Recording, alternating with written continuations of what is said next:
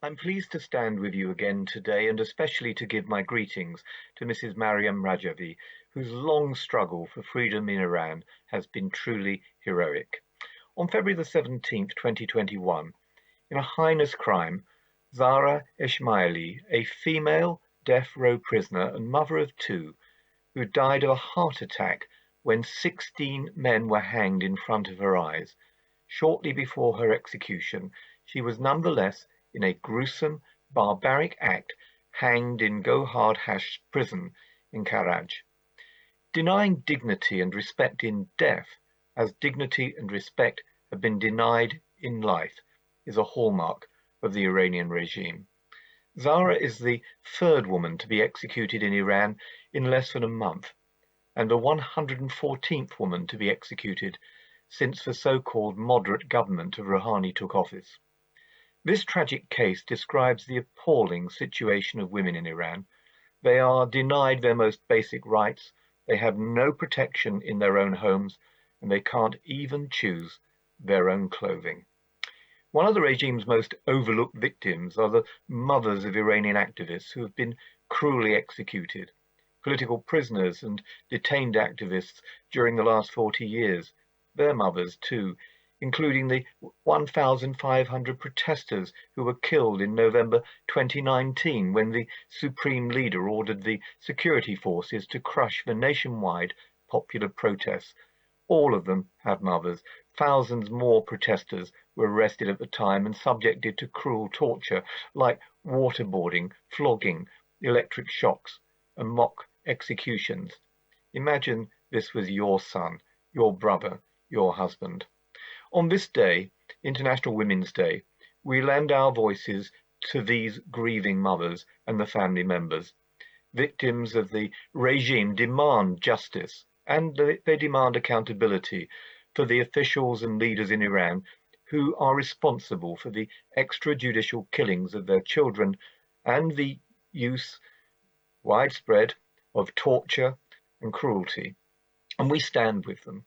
We do so by calling on the United Kingdom government and the European Union governments to impose sanctions on these perpetrators, including the head of the judiciary, Ibrahim Raisi, and the Supreme Leader Khamenei, under their new Magnitsky-style human rights sanction regime, to hold them to account. On February the 20th, with my colleagues in the British Committee for Iran Freedom, we sent a letter to the Foreign Secretary, Dominic Raab, expressing our regret over the government's silence and inaction with regard to Iran's state terrorism, following the conviction of the Iranian diplomat on terrorism charges in Belgium.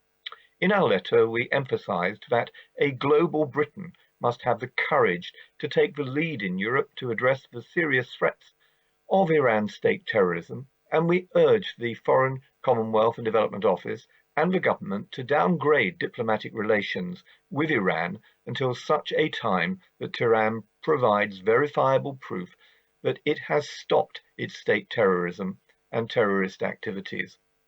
We also urged the FCDO and the government to investigate whether Iranian diplomats in the United Kingdom are involved in similar activities.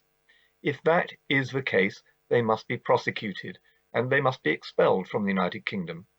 Ultimately, Iran's fate must be determined by the people of Iran.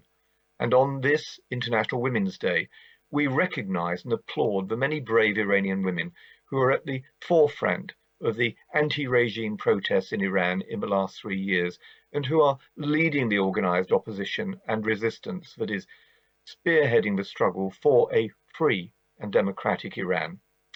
We know that the NCRI President-elect Mariam Rajavi has presented a democratic alternative to the current theocracy, which is summarized in her 10-point platform for a future Iran. This platform ensures that in the future, leaders are elected by universal suffrage and not selected by a supreme leader. It ensures that in a future Iran, there is gender equality and fundamental rights, including the most basic things, such as choosing your own clothing, but equality before the law, equal participation in political leadership, equality in the economic sphere and within the family and community life. This platform empowers and gives voice to the women in Iran, who constitute almost half of the population. It sets out a viable Iranian solution and offers a roadmap to the people of Iran to achieve their rights, their freedoms, and their democracy. So I call on the United Kingdom government and the international community to recognise the NCRI and its democratic platform for a future Iran, and to support them as the real expression of the democratic aspirations of the Iranian people, and to reach out to the NCRI President-elect, Mrs. Mariam Rajavi, as the representative of the Iranian people in their desire for change, working with her for a free and a democratic Iran.